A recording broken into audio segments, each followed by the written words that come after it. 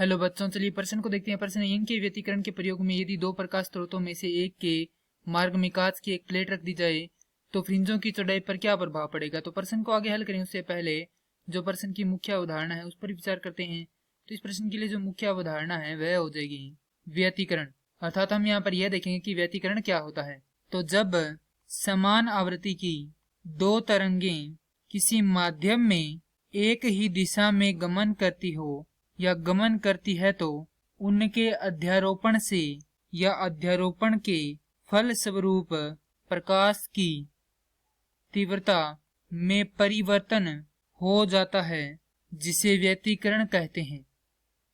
अब दिया गया है कि यंग के व्यतिकरण के प्रयोग में दो प्रकाश स्रोतों में से एक के मार्ग में कांच की पतली प्लेट रख दी जाए तो फ्रिंज की चौड़ाई पर क्या प्रभाव पड़ेगा।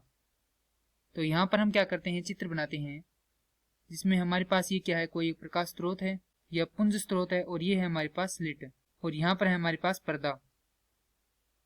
इस प्रकार से यहाँ पर एक और यहाँ से इतने ही इसी जो द्वितीय छिद्र उसमें से भी हमें एक पुंज प्राप्त होता है।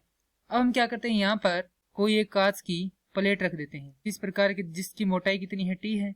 ये मान लेते हैं हमारे पास क्या स्रोत है, ये S1 है, ये S2 है।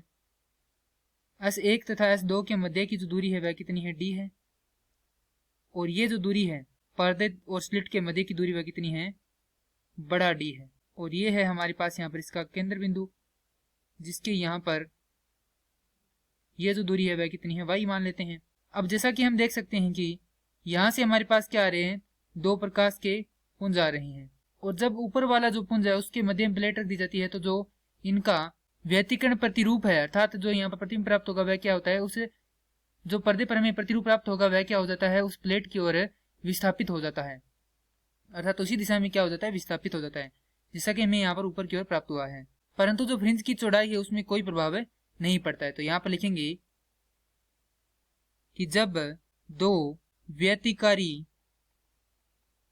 प्रकाश पुंजों में से एक के मार्ग में कांच की प्लेट रख दी जाती है तो संपूर्ण व्यतिकरण प्रतिरूप उस पुंज की ओर विस्थापित हो जाता है, परंतु फ्रिंज चौड़ाई में कोई परिवर्तन नहीं होता है।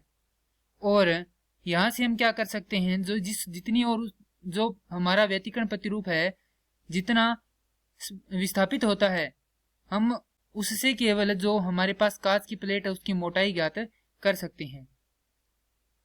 अतः प्रश्न में पूछा गया था कि फ्रिंजों की चौड़ाई पर क्या प्रभाव पड़ेगा, तो फ्रिंज की चौड़ाई पर कोई प्रभाव नहीं पड़ेगा। यही हमारे प्रश्न का उत्तर है। मैं आशा करता हूं कि यह प्रश्न आपको समझ में आया होगा। धन्यवाद।